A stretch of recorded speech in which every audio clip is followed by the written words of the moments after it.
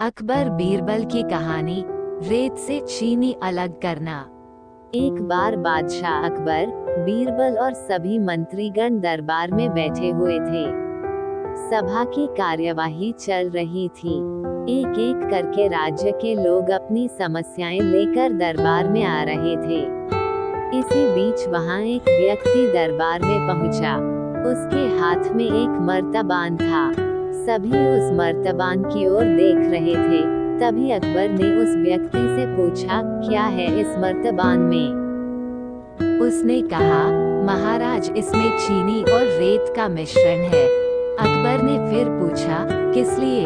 अब दरबारी ने कहा, गलती माफ हो महाराज, लेकिन मैंने बीरबल की बुद्धिमत्ता के कई किस्से सुने हैं।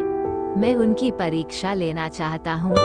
मैं ये चाहता हूँ कि बीरबल इस रेत में से बिना पानी का इस्तेमाल किए चीनी का एक एक दाना अलग कर दें। अब सभी हैरानी से बीरबल की ओर देखने लगे।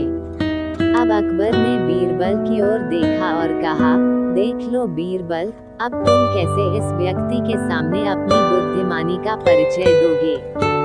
बीरबल ने मुस्कुराते हुए कहा, महाराज, हो जाएगा, ये तो मेरे बाएं हाथ का काम है। अब सभी लोग हैरान थे कि बीरबल ऐसा क्या करेंगे कि रेत से चीनी अलग अलग हो जाएगी। तभी बीरबल उठे और उस मर्तबान को लेकर महल में मौजूद बगीचे की ओर बढ़ चले। उनके पीछे वह व्यक्ति भी था। अब बीरबल बगीचे में एक आम के पेड़ के नीचे पहुँचे। अब वह मर्तबान में मौजूद रेत और चीनी के मिश्रण को एक आम के पेड़ के चारों तरफ फैलाने लगे। तभी उस व्यक्ति ने पूछा, अरे ये क्या कर रहे हो? इस पर बीरबल ने कहा, ये आपको कल पता चलेगा। इसके बाद दोनों महल में वापस आ गए। अब सभी को कल सुबह का इंतजार था। अगली सुबह जब दरबार लगा तो अकबर और सारे मंत्री एक साथ बगीचे में पहुंचे। साथ में बीरबल और रेत व चीनी का मिश्रण लाने वाला व्यक्ति भी था।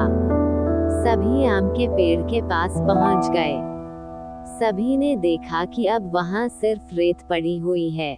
दरअसल रेत में मौजूद चीनी को चींटियों ने निकालकर अपने बिल में इकट्ठा कर लिया था और बची कुची चीनी को कुछ चींटियां उठाकर अपने बिल में ले जा रही थी। इस पर उस व्यक्ति ने पूछा, चीनी कहाँ गई? तो बीरबल ने कहा, रेत से चीनी अलग हो गई है। सभी जोर जोर से हंसने लगे। बीरबल की यह चतुराई देख अकबर ने उस व्यक्ति से कहा, अगर अब तुम्हें चीनी चाहिए तो तुम्हें चींटियों के बिल में घुसना पड़ेगा। इस पर सभी ने फिर से ठहाका लगाया और बीरबल की तारीफ करने लगे।